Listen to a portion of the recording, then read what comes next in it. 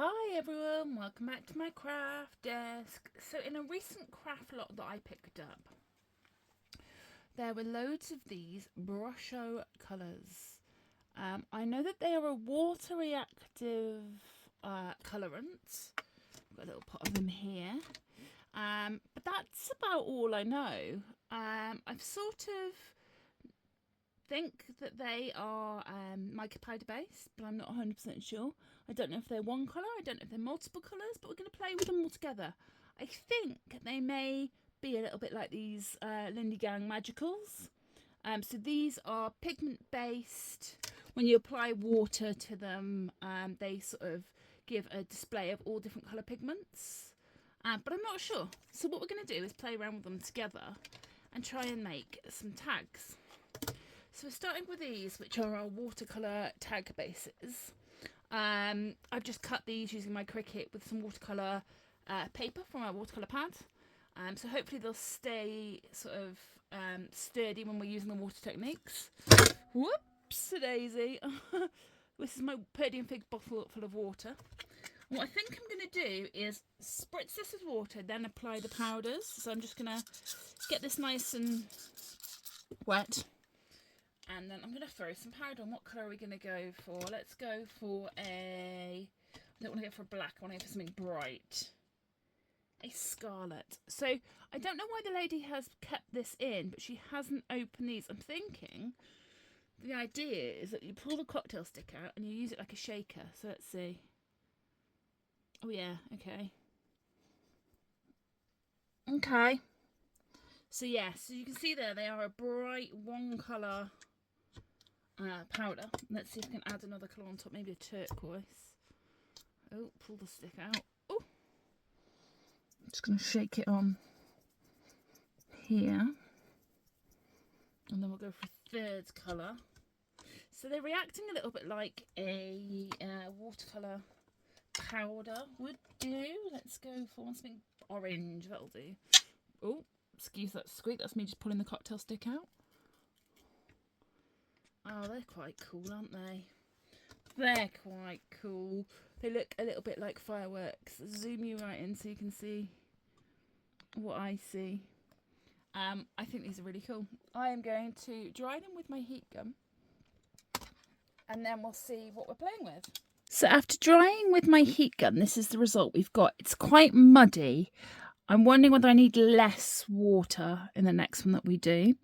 Or whether I apply the powder first. So we're going to try both. We're going to grab another tag. Again, watercolour cardstock. I'm going to grab two this time.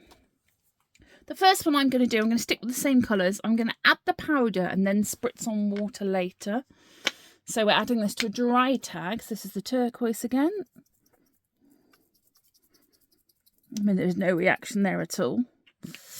Then the scarlet. Was it the scarlet? I used the orange last time, but scarlet will do. I can't really judge it because it's dry. And then the orange, was it? I can't remember what the third colour was. Orange, I think. Let's go for the orange. There we go. So this is onto a dry tag, and now I'm going to spritz it with water. But because I want less water, I'm going to use my smaller water spritzer. And let's see what happens.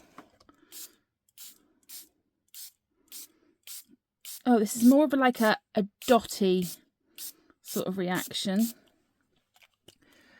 Although again, it is sort of muddling together quite well. I'm going to dry that. Oh, look at the off spray on that one. I'm going to dry that one in a moment. And then with this one, I'm going to go back to the first thing. Oh, look.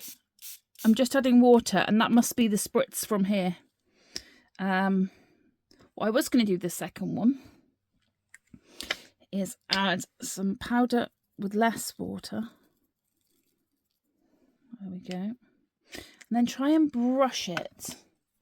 It's because I've got a wide brush here. Oh yes, so you can use it just as a sort of watercolour powder as well.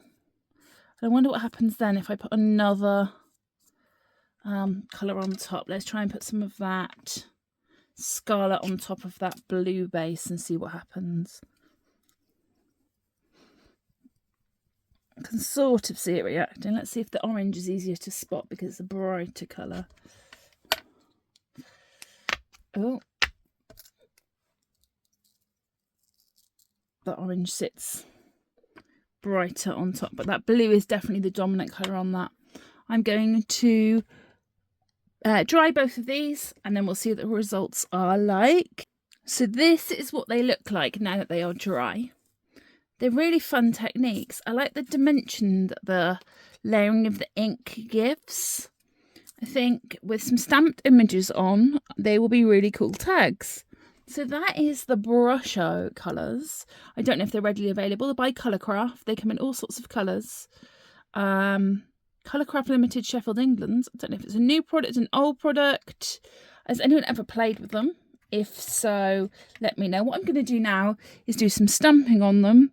And I will put a picture in at the end of this video of what they've ended up like. I hope you've enjoyed this video. I hope you enjoyed playing with the Brushos as much as I have. And I will see you all soon. Bye.